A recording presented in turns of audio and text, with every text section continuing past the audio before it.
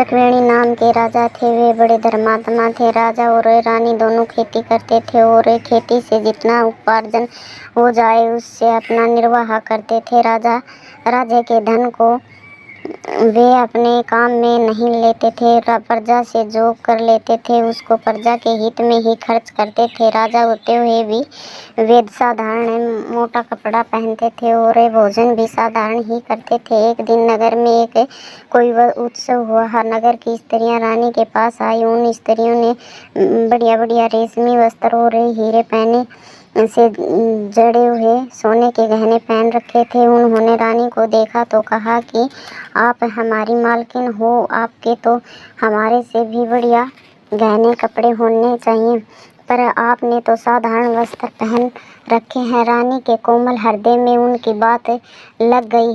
रात्रि में उसने राजा से कहा कि आज मेरे बड़ी फजीती हुई है। हमारी प्रजा की स्त्रियां के तो ऐसे बढ़िया कपड़े और गहने हैं और हम उनके मालिक हैं। हमारी यह दशा। राजा ने कहा कि देखो, हम खेती करते हैं, उससे जितना पैदा होता है उतना खर्च हो जाता है, ज़्यादा पैदा होता नहीं, तो अब क्या करें। प्रजा से आया हुआ धन हम अपने काम में लेते नहीं, फिर भी हम तुम्हारे लिए गहनों का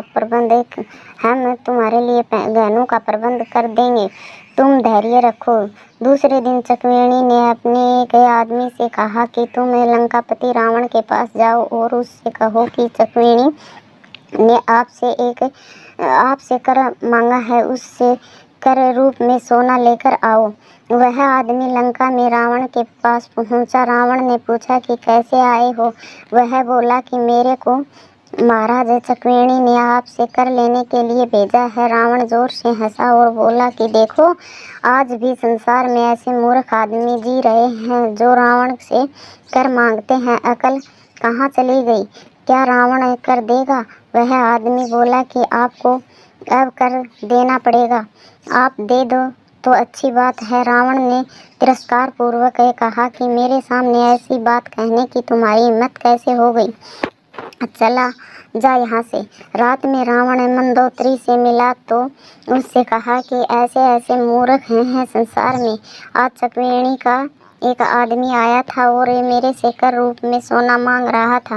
मंदोदरी बोली कि आपने कर दिया कि नहीं? रावण ने कहा कि तू भी ऐसी बात कहती है, तू पगली है, समझती नहीं, तू मेरी महिमा जानती है कि नहीं? मैं रावण हूँ, क्या रावण कर दिया करता है?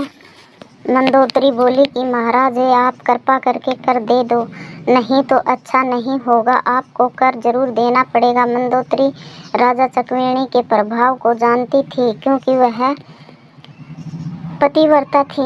पतिव्रता के प्रभाव से वह इतना जानती थी कि जितना रावण भी नहीं जानता था। सुबह रावण उठकर जाने लगा तो मंदोदरी ने उसको रोक लिया और कहा कि आप थोड़ी देर ठहरो, मैं आपको एक तमाशा दिखाऊंगी। रावण ठहर गया। मंदोदरी रोजाना छत पर कबूतरों को दाना डाला करती थी।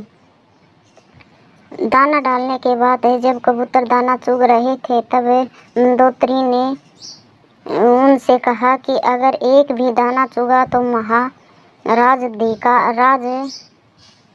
रावण की जुदाई सौगंध है। कबूतरों पर इस बात का कुछ भी असर नहीं हुआ और वे ज्यों की त्यों दाना चुगते रहे। मंदोदरी ने कहा कि देख लिया आपका प्रभाव।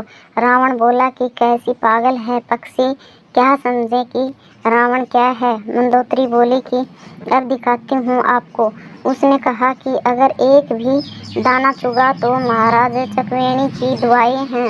मंदोदरी दोबारा ऐसा कहते ही कबूतरों ने दाना चुगना छोड़ दिया। केवल एक कबूतरी ने दाना चुगा तो चुगते ही उसका सिर कट गया। कारण कि बहरी होने के कारण उस कबूतरी ने मंदोदरी की बात नहीं सुनी। रावण बोला कि यह तो तेरा कोई जादू है, मैं नहीं मानता इस बात को। रावण वहाँ से चला गया। रावण राजगद्दी पर जाकर बैठा। राजा चकवेणी का आदमी पुनः वहां आया और बोला कि रात में आपने विचार किया कि नहीं, आपको कर रूप में सोना देना पड़ेगा। रावण हंसकर बोला कि कैसे आदमी हो तुम? देवता हमारे यहाँ पानी भरते हैं, हम कर देंगे। वह आदमी बोला कि अच्छा, आप है मेरे साथ है, समुद्र के किनारे चले। रावण को भय तो था नहीं, वह उसके साथ है समुद्र के किनारे चला गया। उस आदमी ने समुद्र के किनारे बालू से लंका की आकृति बना दी। लंका के जैसे 4 दरवाजे थे, वैसे 4 दरवाजे बना दिए। उसने पूछा कि लंका ऐसी ही है ना? रावण बोला कि हाँ, ऐसी ही है, तुम तो बड़े कारीगर हो। वह आदमी बोला कि अब आप ध्यान से देखें, महाराज, चकवेणी की दवाएं हैं।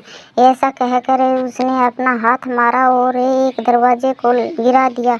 इधर बालू से बने लंका का एक हिस्सा बिखरा तो उधर असली लंका का भी वही हिस्सा बिखर गया।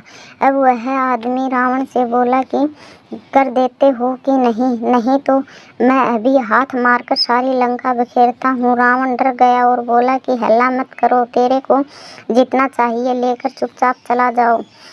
रावण ने उसको ले जाकर कर रूप में बहुत सा सोना दे दिया। रावण से कर लेकर वह आदमी राजा चकवेणी के पास पहुंचा और उनके सामने सब सोना रख दिया। चकवेणी ने वह सोना रानी के सामने रख दिया कि जितने चाहिए उतने गहने बनवा लो। रानी ने पूछा कि इतना सोना कहाँ से लाए? चकवेणी ने कहा कि यह रावण के यहाँ से कर रूप में मिला है। रानी को बड़ा भारी आश्चर्य हुआ कि रावण ने कर कैसे दे दिया। उसने कर लाने वाले आदमी को बुलाया और उससे सारी बात पूछी कि कर कैसे लाए हैं। उसने सारी कथा सुना दी। वो कथा सुनकर रानी चकरा गई और बोली कि मेरा असली गहना तो मेरे पति देव हैं, दूसरा गहना मेरे को नहीं चाहिए।